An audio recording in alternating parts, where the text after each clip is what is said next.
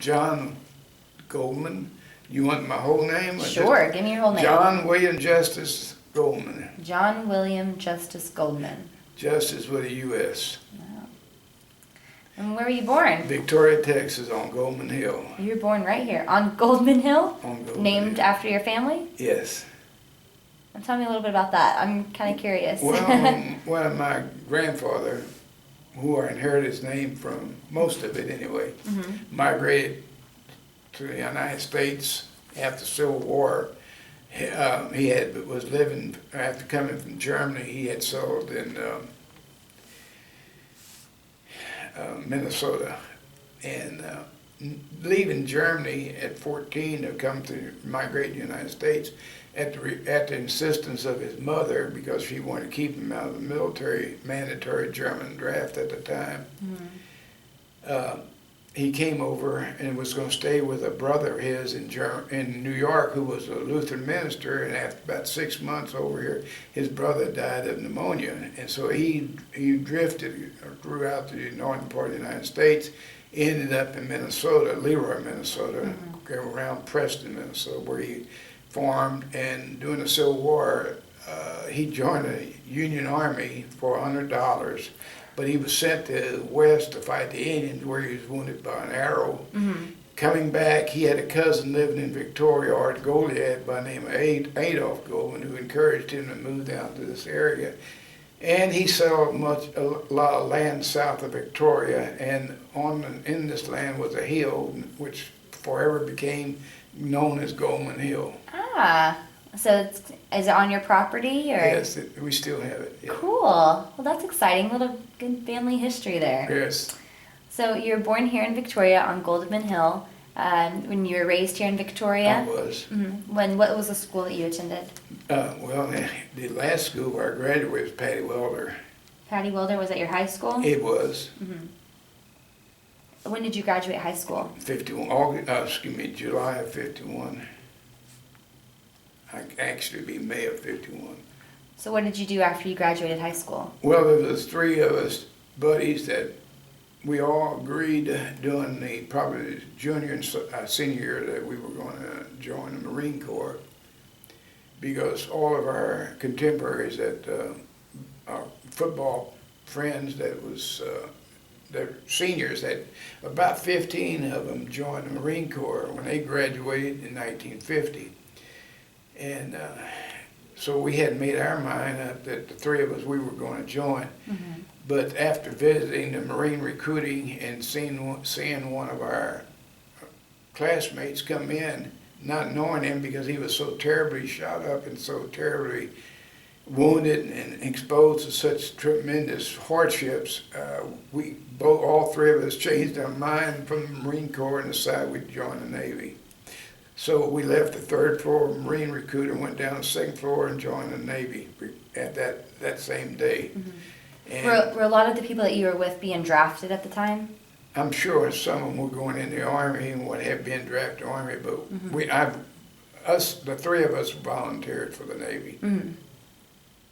So you decided to enlist, and yes, we enlisted and was immediately bused to Houston, and then trained to San Diego, where probably the furthest I ever been without my parents was Houston. And when we arrived in San Diego, we were like almost a cattle car. It wasn't much. It was kind of a pretty rough train ride, but we were welcome into the real world. I've never been called so many abusive words and talked to in such language. Never heard such a language in my entire life. When the drill petty officers came aboard to herd us off the off the train, and we got to the base probably about 1 or 2 o'clock in the morning. They gave us bologna sandwiches and let us lay on a bed without mattresses or whatever. It's just the springs for about 2 or 3 hours, about 4 o'clock, 5 o'clock. Then they roused us out, and then we started going through all the pre-indoctrination of vaccinating and clothing and all indoctrination and what have you. Pretty simple. Pretty much what happened in boot camp. Right.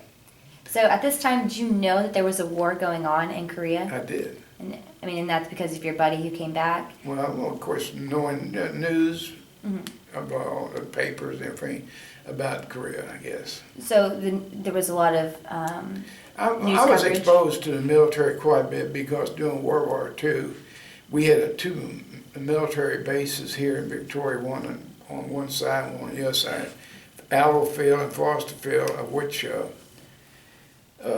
my dad was in World War I, where he was shot up pretty badly. He was machine gunned and gassed and lost hearing and sight in one eye, and so he even wanted like to have almost like a USO. Mhm. And we had all these servicemen that would come stay at our house. And I was constantly involved with service people during World War II. And I guess I look forward to joining the military. So did you know what you were really getting yourself into? What was to come? Well, you never know what you're getting into. You always you can't watch the movies and you don't think it's a shooting war. You don't see the gore or the blood or the headless people or the corpse or what have you. So you really don't know what you're getting into. Right. That's the reason why they tell you, when a young person, they tell them to charge a machine gun is that they charge, they don't think they're going to get hit, a shot. You tell an old person, they said, let's think about this. I know there's an easier way to get to a machine gun rather than run out there and attack it. So older people tend to think a little bit ahead. They reason. Young people never reason. So after basic training, what happened? Well, they split us up. I went directly to AKS-4 USS Pollux, which is an attack cargo supply ship. It was based there in Oakland, California, resupplying. And what we did, we mainly followed the 7th Fleet around resupplying. We stayed over, and then we had there was a sister ship, the Castor, and the Pollux, and we were on the Pollux, which is named after stars.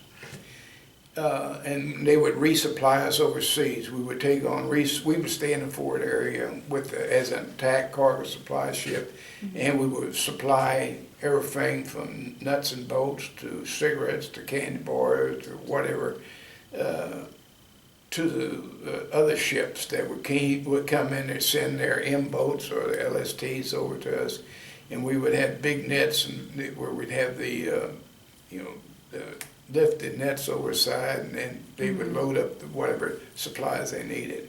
But we would follow the fleet around. Where the fleet went, we would follow. And where were you being stationed at? Well, the ship, I went aboard ship there at Oakland, California. That's Right. over next door, next to San Francisco. Mm-hmm. Navy had a big facility, a big storage center there where they stored all the supplies. And that's where we would take on. Then when we came back, we went to Mary Island, which is also where we went for dry docks. But that was in Mary Island. But anyway, when we left Oakland, as soon as I got aboard ship, we was almost finished. Then we went shakedown cruise down to San Diego on a shakedown cruise, and then immediately after about a week, we went overseas, over to Korea. Okay. How many days did it take you to get from San Diego to Korea? Oh, it took probably a week to get to Hawaii, and probably 8 days probably from there, I guess. I don't remember it all. It's just routine. Then I became a storekeeper. When I first went on, I was on the deck force, and then I applied for a storekeeper, and I was granted storekeeper. While on the ship? While on the ship, where it was a number 5 hold, which was a high security hold, or the Gedunk hold, or the ship store where we kept the stuff I used, maybe more or less what you go into a drugstore and what have you get. So when you found out that you were going to Korea, I mean, you had just seen your friend come back, and I mean, what was going through your mind at this point? Damn glad I wasn't gonna get on the land.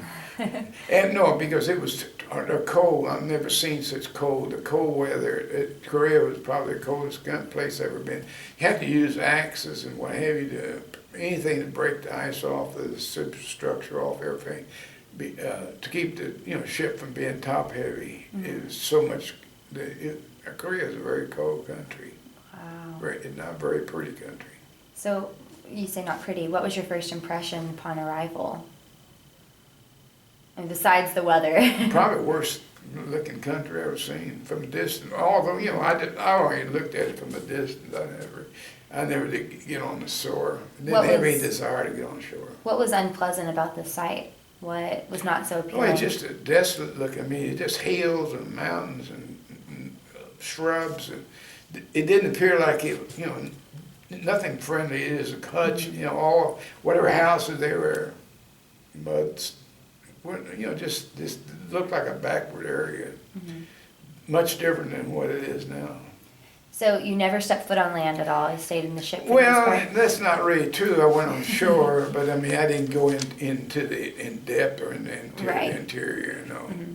So tell me a little bit more about what your duty and your responsibility was. Well, being a storekeeper, just maintain the supplies. We'd get a list of what supplies, like a carrier would come in, depending on what enterprise or whatever carrier might be come in. Mm-hmm. And they would send over a list of supplies, and it ranged from, like I said, we had so many we'd send out cigarettes. At that time, when you overseas, cigarettes cost 5 cents a package or 50 cents a carton, mm-hmm. That encouraged people, that if you didn't have anything to do, you did a lot of cigarette smoking or you smoked cigarettes. I never was given to cigarettes. I like to smoke a pipe. Wish I could still smoke a pipe. But anyway, that's basically, and we just worked in there, and we would do highlining. We would go in, a lot of times we would be, you've probably seen it where they shoot these lines across from one ship to the other while they're underway, and then we'd send supplies across, or we'd send fuel, or fuel would be sent over to us. We've in times, we've seen some carriers where when people reach out to grab these nets as they went across, mm-hmm. And the ships would be rocking and pull them out. And they'd fall down between the ships and be sucked into the screws, and and they never even slowed down and pick up because there wasn't nothing to pick up. Do you remember about what time you arrived into Korea? Or when I arrived, mm-hmm. would have probably been August, September of 1951. Mm-hmm. Do you recall how much you were getting paid for your job? Yeah, $72.50 or something, I think. What is that? $72.50, I think. But that was more. Which was a seaman first class, which is like corporal in the Marines or in the Army. That's a lot more than I've heard some people say. Some people said $30. Well, but we got. I think it was $72, something like that. And I know it didn't go very far. Mm-hmm. Didn't cover everything that you needed it to? Not very often. Yeah. So did you ever encounter any sorts of dangerous or difficult situations? Well, we were in the Chosin Harbor area time, and we had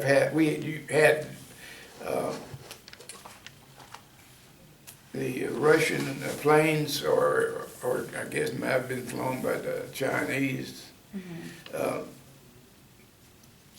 MiGs, they would sometimes fly and strafe the harbor. I remember we being on our 5-inch gun. We would have like manual operating. By the time you run the barrel up to where that plane was coming from, it had already been passed over you. So it manually controlled weapons. Not very good for when you got high-speed jets flying around.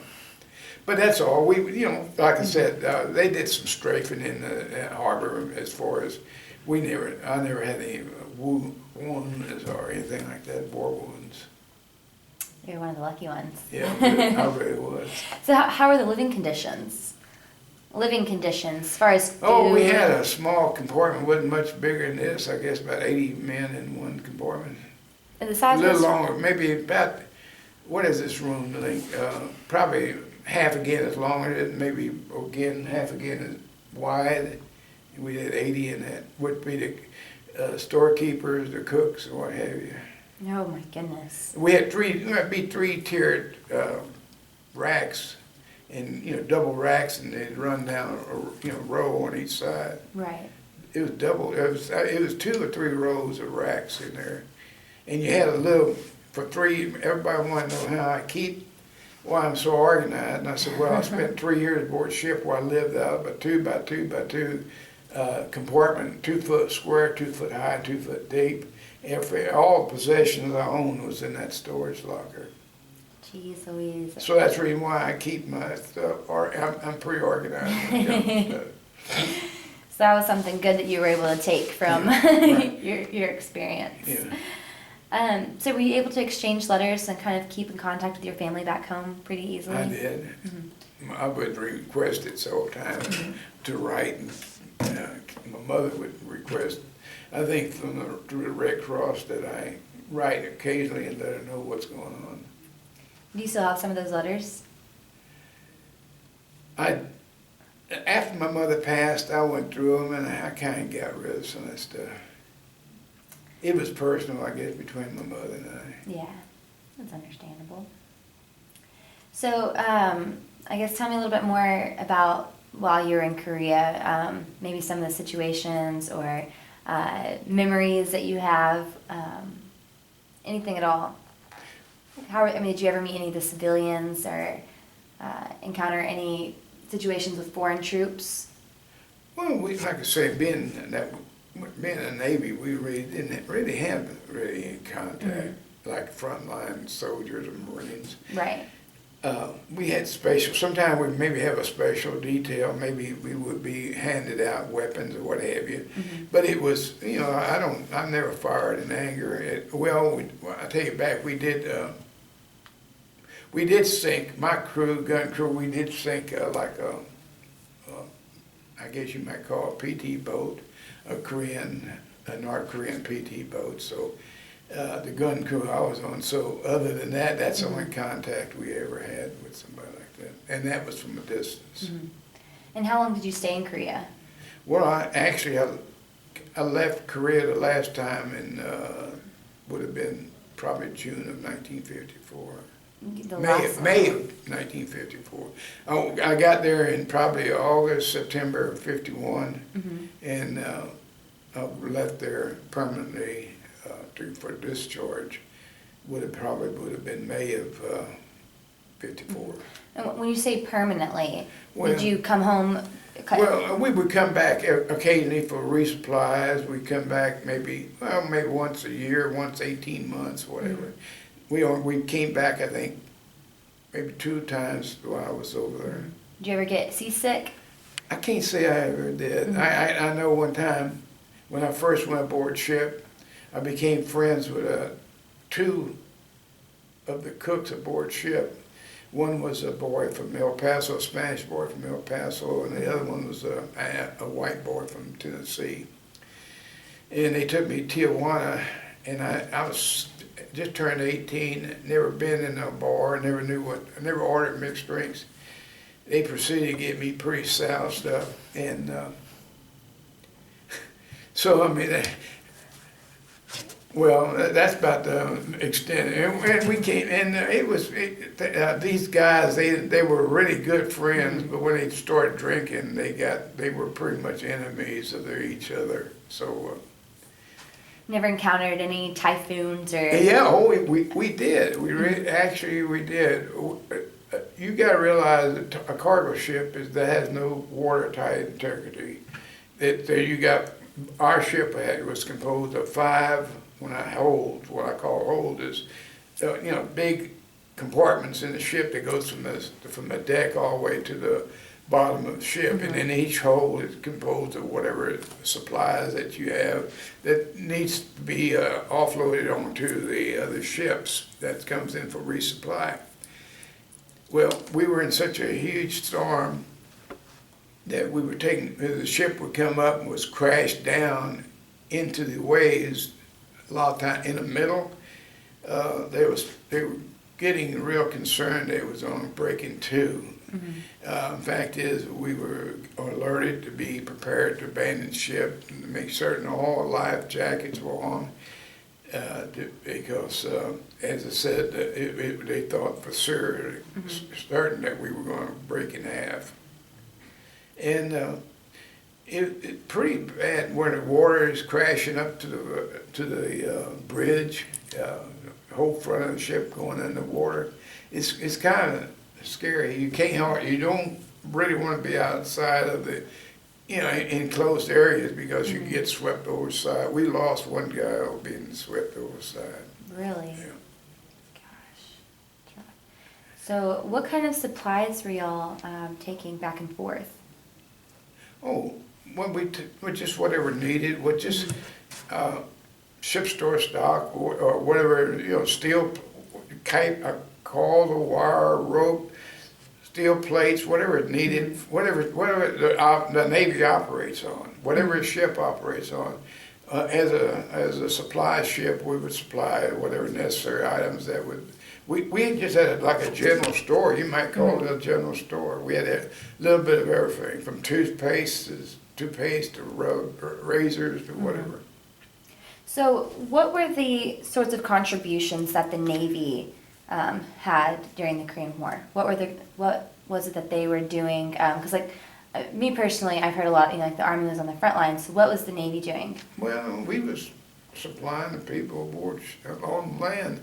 Well, the Navy was doing, well, of course, they had their air might was flying missions and bombing and strafing and blowing up bridges and whatever. The Navy wasn't not quite as active as World War II, right. Because the Chinese or the North Koreans, they didn't have a Navy like the Japanese did, so we was not as involved as it was as the land troops were, the Army or the Marines. But I mean, we try to do our part. Did they ever come to you guys to try to get some supplies?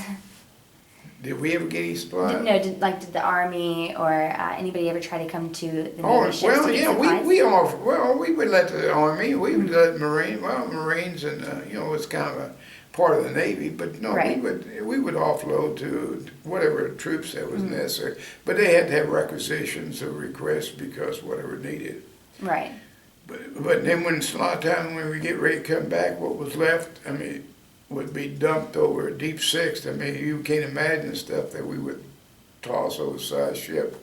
And just to clean the ship up to come back in, and unbelievable the amount of waste taxpayers' money.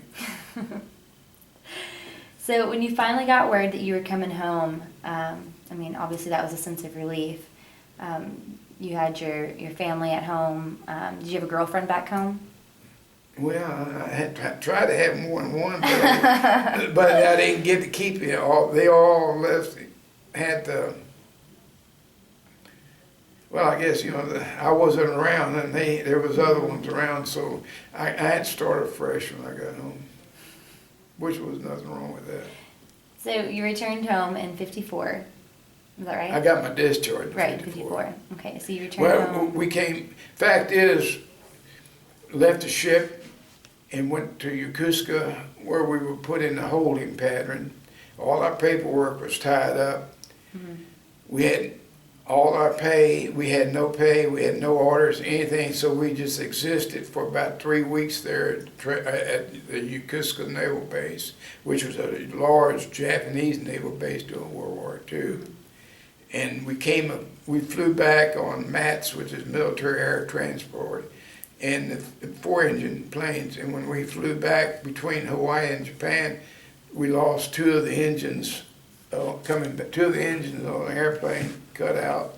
So we landed in Pearl Harbor with only 2 engines, and then we flew into Treasure Island, and then we waited for probably a month at Treasure Island for our paperwork to catch up with us, and had no money, we couldn't go anyplace, couldn't do anything but just lay around the base or go on work details. And then we got and I got my discharge papers. But I wasn't, it's actually separation papers because I had I stayed in the inactive reserve until 1959. So I got out in 54 active and stayed to 59 inactive.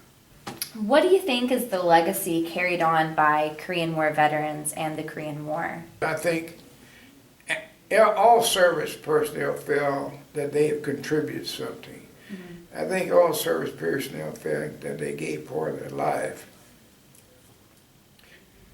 to have a better world. Mm-hmm. And doesn't seem like it does much good. It seems like for every generation is another war.